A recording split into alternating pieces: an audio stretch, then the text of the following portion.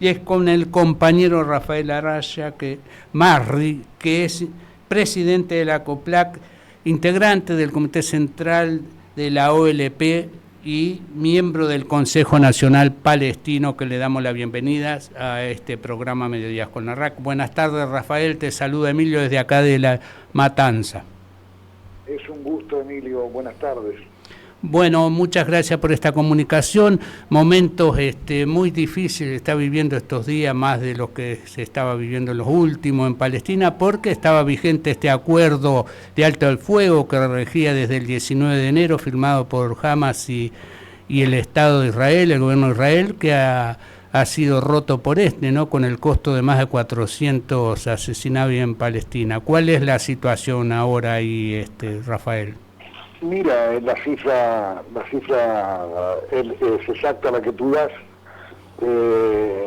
y como bien decías, este acuerdo de alto el fuego ha sido roto de manera absolutamente unilateral por parte de Israel, porque lo que pretendían era cambiar la regla del juego del arreglo primario que se hizo bajo los auspicios de Egipto, Qatar y los Estados Unidos, que consistía en una primera fase de liberación de prisioneros para pasar luego de 3 semanas a una segunda fase donde se terminaría el canje de prisioneros y significaba el retiro del ejército israelí de la Franja de Gaza, salvo de una parte del llamado Corredor de Filadelfia, que es una franja de tierra que está ubicada entre Gaza y Egipto, donde permanecería ocupando una parte el ejército israelí, aduciendo razones de seguridad. Eso fue aceptado por Hamas y así comenzó con cierta normalidad, digamos, el intercambio de prisioneros, y comenzó la protesta israelí. Apareció en el medio esta descabellada propuesta de Donald Trump de vaciar la Franja de Gaza para crear ahí un paraíso, la Riviera de Gaza, digamos, sin palestinos, por supuesto. Netanyahu, que le pidió a Trump que Estados Unidos se apropiara de la Franja de Gaza y se declarara territorio estadounidense. Entonces, toda una serie de ideas descabelladas que no tenían nada que ver con lo que los mediadores y las partes habían acordado. Y sobre esta ola se trepó Netanyahu para comenzar poco a poco a amenazar con la renovación de las hostilidades, de la agresión a los palestinos en la Franja de Gaza, pero también con una situación muy acuciante dentro del propio Israel, porque la excusa de la agresión a Gaza le ha servido a Netanyahu para ir postergando de manera sistemática sus declaraciones ante la justicia por los 3 casos de corrupción por los que está siendo juzgado, que seguramente van a terminar con el primer ministro en la cárcel, como ha sucedido en otras ocasiones. Entonces, ¿qué mejor, como hace cualquier dictador, por decirlo de alguna manera, recurrir nuevamente al enfrentamiento externo para justificar y para pacificar o por lo menos controlar el ámbito interno? Ahora, y eso es lo que ha perseguido Netanyahu, porque precisamente, el mismo día que comenzó nuevamente los bombardeos, él estaba citado a declarar ante el juez nuevamente por los 3 casos de corrupción que te mencionaba recién. Ahora, Rafael, para postergar. Sin duda el carácter de fascista, reaccionario de la agresión que ya había comenzado en octubre, pero se ha acentuado ahora por parte del gobierno de Israel por todo esto que vos mencionabas de la asunción de Trump en su política, porque esta medida de ruptura del fuego ha sido consensuada con el gobierno de Estados Unidos. Por supuesto.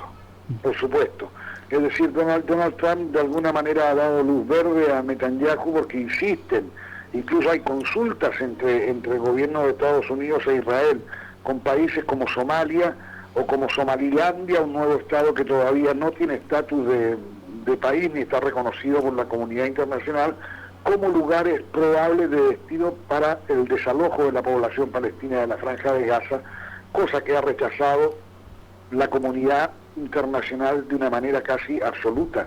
O sea, te pongo como ejemplo, la Liga Árabe, que hacía muchos años no emitía una declaración tan dura y consistente como fue la del rechazo a la posibilidad de despoblar Gaza de población palestina, la Liga Árabe se ha puesto un poco los pantalones largos para enfrentar esta situación y para, no solo eso, sino para ofrecer alternativas, consensuar que se necesitan 53.000 millones de dólares. Ellos han publicado, la Liga Árabe en conjunto con Palestina, el organismo del que Palestina es parte, han publicado un programa de reconstrucción. Claro. Y los montos que se necesitan para la reconstrucción, que vendrían de organismos multilaterales, por una parte, y por otra parte de los propios países árabes. Eso está ya bastante avanzado. Entonces van a jugar un rol fundamental con esos aportes, nuevamente Qatar, Emiratos Árabes, Arabia Saudita, y los propios países árabes se encargarían momentáneamente de la seguridad, pero también con el acceso del gobierno de la Autoridad Nacional Palestina a la Franja de Gaza, ya que jamás dijo que ellos estaban dispuestos a entregar la administración de la franja, siempre y cuando se les permita a futuro participar en las elecciones como un partido más. Claro. Entonces, del lado árabe palestino, por decirlo de alguna manera, las cosas están consensuadas.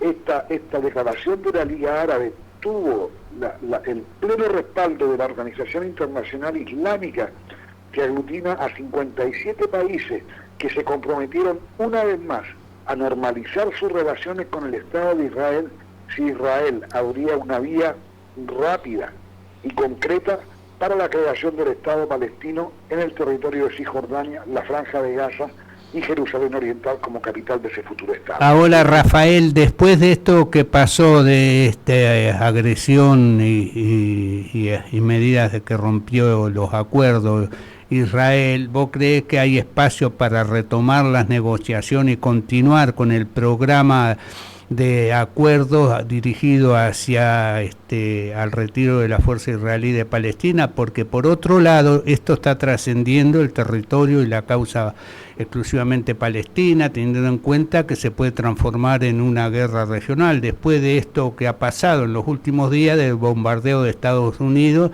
en Yemen a las posiciones de los hutíes. Mira, yo creo que la posibilidad siempre está abierta, y yo más allá de las bravuconadas extremas de Donald Trump y Benjamín Netanyahu, yo veo que existe cada vez más un consenso más amplio, más duro, respecto a resolver la cuestión de la estabilidad palestina.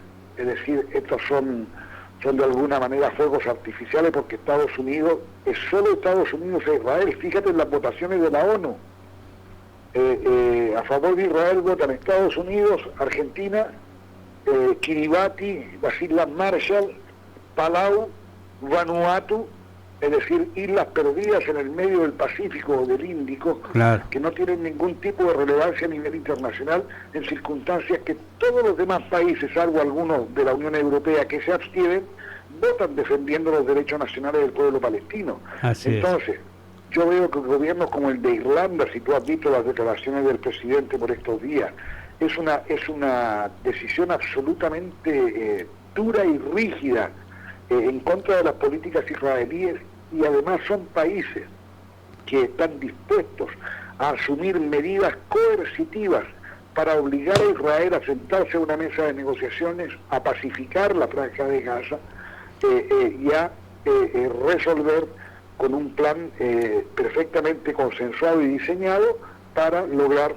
la estabilidad y la creación de un Estado palestino independiente y soberano en territorio palestino, no en cualquier extremo del mundo, Emilio. ¿Y cuál es la situación de Cisjordania? Porque en este periodo de tregua, de acuerdo precario, inestable, como vos le quieras definir y llamar lo que pasó a partir del 19 de enero, sí se han intensificado las agresiones y se han concentrado los ataques sobre Cisjordania, que ha extendido la guerra a todo lo que es los territorios palestinos, Israel. Bueno, ya son 52.000 palestinos expulsados de sus hogares en los campamentos de refugiados de Jenin y Nablus, que son las zonas más calientes, digamos, y en Tulkarem, que son las tres zonas más calientes de la represión israelí en Cisjordania, porque Cisjordania, tenemos que aclarar que todo lo que empezó a acontecer en la Franja de Gaza a partir del 7 de octubre del 2023 sirvió como una cortina de humo para invisibilizar lo que ya comenzaba a pasar en Gaza. Es decir, cuando Israel lleva estas máquinas terribles que son casi, no sé, de una película distópica, con esas orugas gigantes, con esas ruedas de hierro gigantes que van demoliendo las calles, que van destruyendo el asfalto por la mitad, que van levantando el asfalto para hacerlas imposibles de transitar. Cuando por primera vez utilizó drones para atacar casas de palestinos en Jenin, cuando ha utilizado tanques nuevamente, y cuando la Fuerza Aérea bombardeó un barrio, un campo de refugiados en Jenin, también podemos asumir que no es solamente la expulsión de los palestinos de Gaza la que persigue el Estado de Israel, sino que ellos van por la usurpación de la totalidad del territorio destinado a conformar el futuro Estado palestino, Emilio.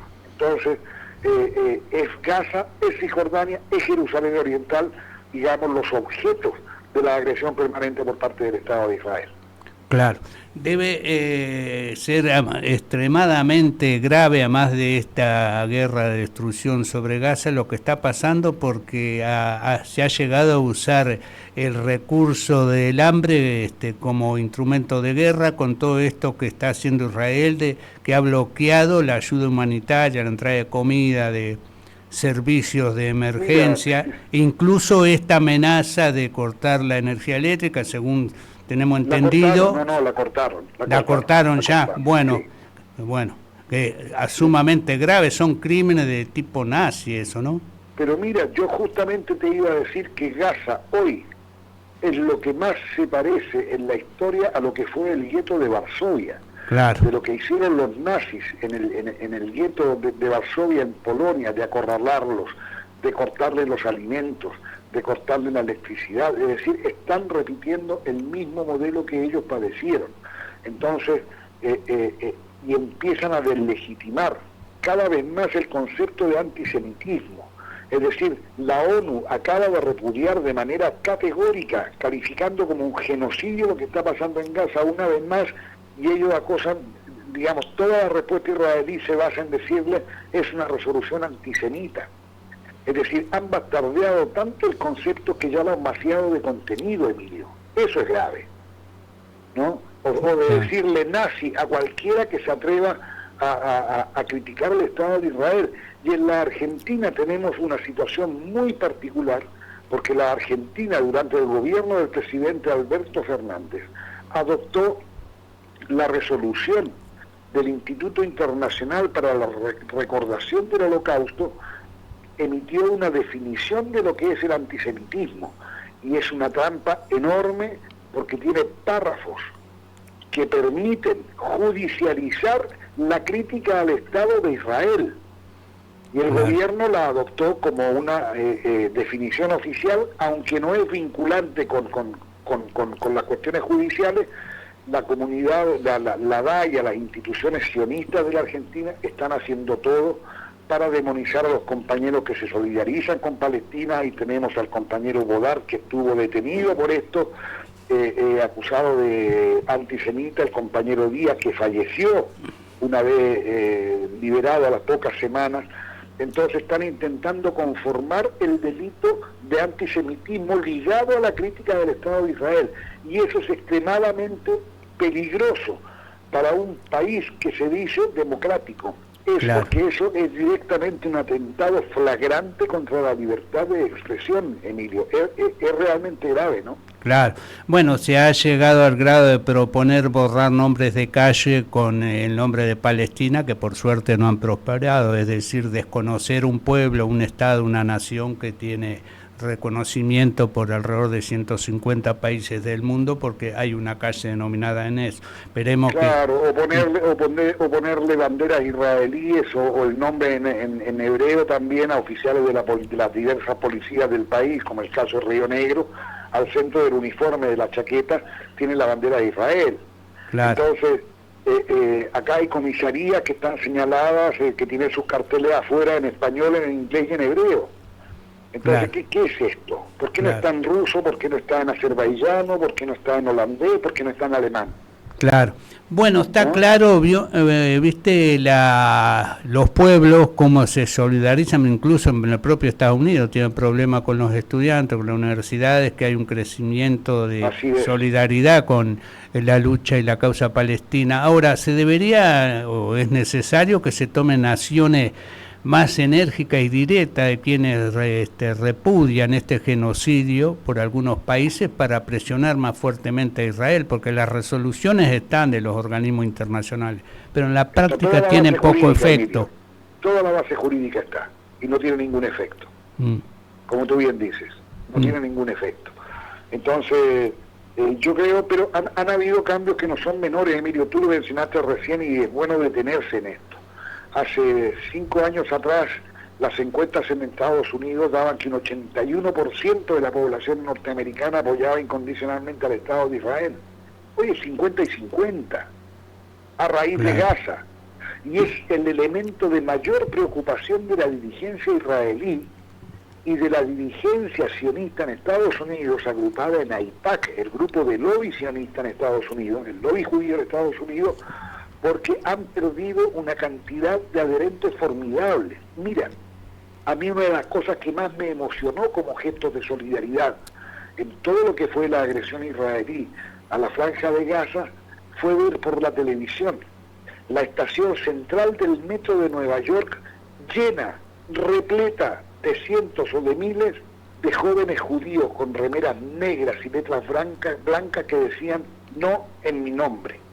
Claro. Entonces, cuando la propia población de religión judía es capaz de hacer una diferenciación entre lo que es judaísmo, lo que es sionismo y lo que es Estado de Israel, es una señal demasiado potente, Emilio. Y yo creo cuando, por ejemplo, que 3 países de Europa, Francia, Alemania e Inglaterra, decidieron prohibir cualquier simbología palestina en las calles de esos países, en Londres marcharon, en Inglaterra marcharon 1 millón de personas un día domingo portando banderas palestinas. Era no emocionante, conmocionante. Lo mismo pasó en París, lo mismo pasó en Berlín.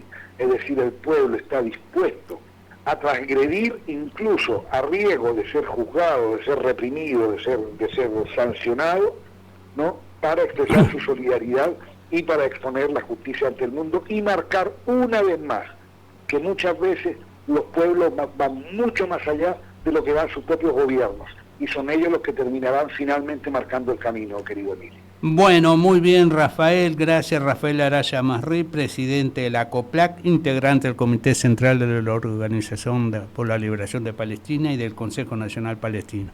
Seguiremos bregando desde acá con nuestra pequeña voz por la causa palestina y en solidaridad con el sufrimiento y la lucha nacional palestina, que también es la nuestra y debe ser de todos los pueblos del mundo. Emilio, el agradecido soy yo, hermano, compañero, y un gran abrazo para ti y para todos nuestros amigos, hermanos y compañeros en La Matanza. Bueno, buenas tardes, Rafael, gracias, un abrazo. Muy bien, hasta pronto, adiós.